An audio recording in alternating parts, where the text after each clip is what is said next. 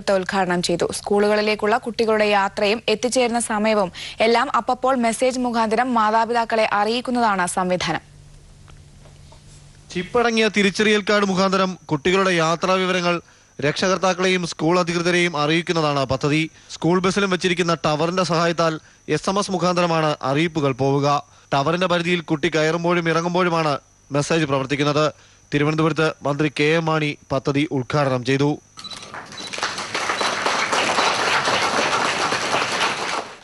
മാതാപിതാക്കന്മാർ പ്രത്യേകിച്ച് അമ്മമാർ മനസ്സിൽ തീയുമായിട്ടാണ് ഇരിക്കുന്നത്.